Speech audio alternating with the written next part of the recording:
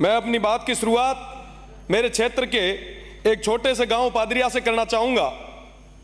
मैं उस गांव की बात कर रहा हूं जहां का हर दूसरा सदस्य आज के समय में फ्लोराइड पानी की वजह से दिव्यांग है।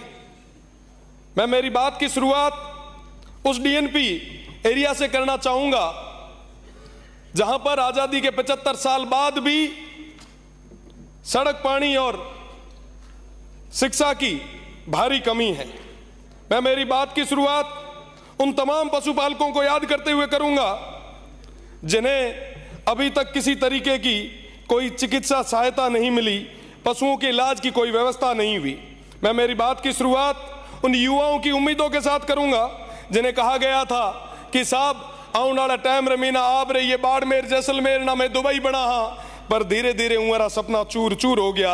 आज रे तारीख रमीना उहा ना कोई तरीके रोजगार कौन मिले। हमारी बात री शुरुआत उहा तमाम किसान भाइया ना याद करते हुए करी। प्लीज हिंदी में बोलिए। बिल्कुल बिल्कुल फूल सिंह साहब, उहा तमाम भाइया ना याद करते हुए करी जिका ना कहो तो कि साहब कृषि कनेक्शन दे। हाँ आज भी वो भाई प्लीज हिंदी में बोलिए। आज भी वो भाई आपका भाषण नोट होगा, आज भी आपका भाषण नोट होगा। जो हमारे यहाँ पर नोट नहीं होगा तो क्या काम आएगा आपका भाई। हिंदी में बोलोगे तो आपका एंट्री हो जाएगी। बिल्कुल बिल्कुल। आज भी हमारे वो किसान भाई हाथ में पर्चियां लेके घूम रहे। पिछली सरकार ने तो कुछ नहीं दिया जिसकी वजह से वो इस तरफ बैठे हैं। पर मेरा निवेदन मेरे तमाम भाइयों से, समस्त मंत्रीगणों से कि साहब उन किसानों की आवाज को सुनो। बिजली की वजह से वो इस स्तर पर परेशान है कि वो आत्महत्या करने के कगार पे आ गए। आपने अभी कहा कि साहब हम राजस्थान की इकोनॉमी को 300 बिलियन तक ले जाएंगे। 350 बड़े भूल गए जो ऐड कर दा। 350 बिलियन डॉलर मैंने समझ में को नहीं आया कि साहब आप 350 बिलियन की बात तो करो पर सीमांत रो क्षेत्र था छोड़ दियो। आप बात करो प्लीज 350 बिलियन सदस्य पर आपने तमाम लेना है या क्या करना है? रिकॉर्ड में लेने के लिए प्लीज सदस्य प्लीज आप रिकॉर्ड में करने के लिए हिंदी में बोलोगे तो आपका हर लफ्ज नोट हो जाएगा।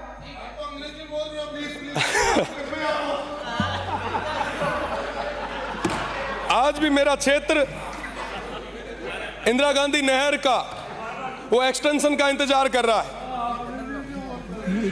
अब मैं हिंदी में ही बात रखूंगा। माननीय, इस बार के बजट में मैंने तमाम वो मांगे रखी, प्रदेश की सरकार के आगे रखी। इन्होंने सुझाव मांगे, भर भर के सुझाव मैंने भेजे, पर एक भी जगह बजट में शिव विधानसभा का नाम नहीं डाला गया। मेरे शिव विधानसभा की तमाम उन जनता ने पूछा, उन भाइयों ने पूछा, उन बुजुर्गों ने पूछा कि साहब क्या हुआ, शिव का नाम क्यों नहीं आया। मैंने कहा साहब यहाँ बड़ो दौरो लागो कि यहाँ पे एमपी रो चुनाव लड़े आया। मैं आपसे ही था, मैं कोई और नहीं था, कहीं और से नहीं आया था। कोई अगर रीस हुए तो मारे हम काटो, मारे हुए लोगों कहीं कौन बिगाड़ी हुए। इस बजट में आपने सीमांत के उन लोगों को नकार के उनके साथ एक कुठाराघात किया है। हम किसके लिए मांग रहे थे साहब? उन लोगों के लिए जो आजादी के बाद तक अभी तक उन अभावों में जी रहे, पर बदले में उनको क्या मिला? मैं आप सभी से निवेदन करना चाहूंगा, प्रदेश की सरकार से निवेदन करना चाहूंगा, अभावों में जी रहे उन लोगों की ओर आप देखें। देश मजबूत तब होगा, बॉर्डर मजबूत जब होगा जब वो सीमांत के क्षेत्र के लोग वो मजबूत होंगे। उन युवाओं को रोजगार मिलेगा, उन किसान भाइयों को बिजली मिलेगी, चिकित्सा मिलेगी। पर साहब आज के समय में कोई बात करने के लिए कोई तैयार नहीं है साहब। कोई भी अगर बात है, कोई भी चीज है, आप हमसे करें। ये हो गया इनका। उन सीमांत के लोगों को किसी भी चीज की कोई सजा ना दे। खत्म हो गया। 2-4 बार आपने सीटी बजाई है। मेरा निवेदन कि एसडीजी गोल पे काम करने का समय आया है। मैं आपसे निवेदन करना चाहूंगा कि आने वाले समय में उन सीमांत के लोगों का विशेष ध्यान रखें। साथ ही साथ शिक्षा और चिकित्सा में हालात बद से बदतर होते जा रहे हैं। सारी सीटें खाली पड़ी है।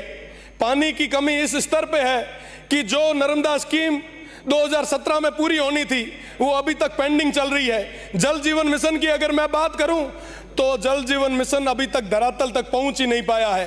काम आधा अधूरा है, कोई मॉनिटरिंग किसी स्तर की नहीं है। भ्रष्टाचार की अगर मैं बात करूं तो गडरा ब्लॉक की अगर मैं बात करूं, सिर्फ एक गडरा ब्लॉक जो सीमांत का आखिरी ब्लॉक है, वहां पे डिस्कॉम में INJN से लेके नीचे स्टोर कीपर तक सब भ्रष्टाचार में लिप्त है।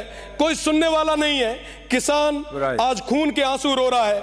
मेरा निवेदन है कि उस गडरा ब्लॉक में जो कहीं ना कहीं सीमांत क्षेत्र पे है वहां पे एक बस स्टैंड की जरूरत थी। मैंने कई बार आपकी सरकार से निवेदन किया कि वो देश का आखिरी बस स्टैंड है, आप बनवाएं। छोटी छोटी चीजें हमारे वो जो लोग हैं वो मांग रहे थे, पर आप वर्तमान के इस बजट में दे नहीं पाए। मुझे लगता है साहब कि ये हमारे लिए निराशाजनक बजट रहा। मैं कहना चाहूंगा हमारे लोग काफी परेशान हैं। उन्होंने कहा कि उस क्षेत्र में जाके, उस सदन में जाके कहिएगा जरूर। एक लाइन जो मैं विद्यार्थी परिषद में आता हुआ टाइम कहा करता कि कदम कदम पर लड़े थे तुमसे, कदम कदम पर लड़ेंगे तुमसे, दम है कितना दमन में तेरे, देख लिया है देखेंगे। वो तमाम लोग आज भी तैयार है। मेरा निवेदन रहेगा कि सड़क से सदन तक की इस लड़ाई को आगे ना बढ़ाएं। उन तमाम हमारे सीमांत की लोगों की आवाज को सुने, आप सुविधाएं दिलाएं। बहुत बहुत धन्यवाद।